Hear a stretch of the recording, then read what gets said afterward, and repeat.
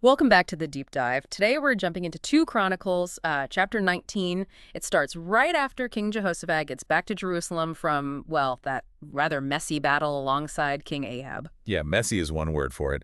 And his return isn't exactly, met with cheering crowds. Not immediately, anyway. No, definitely not. First person he meets, a prophet, Jehu, son of Hanani. And Jehu gets straight to the point, no messing around. Right, he hits him with this incredibly sharp question. Should you help the wicked and love those who hate the Lord? Ouch. It's pretty direct. And then comes the consequence. Because of this, the wrath of the Lord is upon you. Imagine hearing that the second you walk back into your capital. Seriously, it frames that whole alliance with Ahab we saw earlier, not just as like a bad military call, but as something much deeper. Exactly. The prophet presents it as a matter of spiritual loyalty. Like, who are you aligning yourself with? People actively opposing God. That's the real issue here. It tells you, especially if you're a leader, your connections matter. A lot. That's powerful. So it's fundamentally about allegiance, but Jehu doesn't just leave it at condemnation, does he? No, thankfully, there's balance. He immediately follows up, saying essentially, look, there is good in you.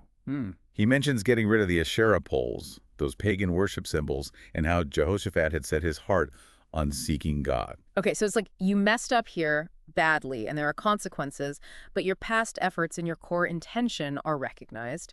Accountability, but not total rejection. Precisely. And Jehoshaphat's reaction is key. He doesn't seem to argue or get defensive. What does he do? Well, the text says after settling back in Jerusalem for a bit, he then goes out again among the people, like a major tour. Right, from Beersheba way down south, all the way up to the hill country of Ephraim. That's covering serious ground. Why? The goal was explicit, to turn them back to the Lord, the God of their fathers. It seems like Jehu's warning really hit home. This wasn't just politics. It was about national spiritual health, starting from the top down. And then he puts structures in place. This is where the big reforms start, appointing judges. Yes, in all fortified cities throughout Judah, he's setting up a formal justice system. But it's the instructions he gives these judges that are really striking. Absolutely crucial. He tells them, consider carefully what you do. Why? Because you are not judging for man, but for the Lord. Not for man, but for the Lord. What does that actually mean in practice for a judge? It completely reframes their job. They're not just applying human rules, they're representing a divine standard of justice. He says, the Lord is with you whenever you give a verdict. That's a heavy responsibility. No kidding. And he lays out the ground rules based on that principle. Yep. Let the fear of the Lord be upon you. Judge carefully. And here's the core. For with the Lord our God, there is no injustice or partiality or bribery. So those aren't just ethical guidelines. They're reflections of God's own character that the justice system must embody. No shortcuts, no favoritism, no corruption. Exactly. An incredibly high bar. And he doesn't just set this up locally. He creates a similar, maybe higher-level structure in Jerusalem itself. Who was involved there? He appointed Levites, priests, and heads of leading families, a mix of religious and maybe clan leadership. Their job was to administer the law of the Lord and to settle disputes right there in the capital. And did they get the same instructions? Similar, yes, but with an added layer. Serve faithfully, wholeheartedly in the fear of the Lord. Handle all the cases, bloodshed, laws, decrees, you name it.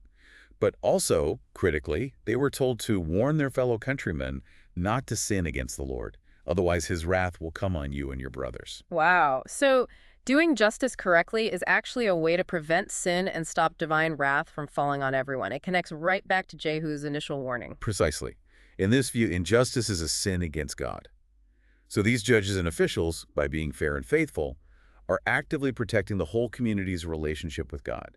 It's a preventative measure in a way. That makes sense. Did he name specific people to lead this Jerusalem court? He did. Amariah, the chief priest, was over matters concerning the Lord, likely religious law.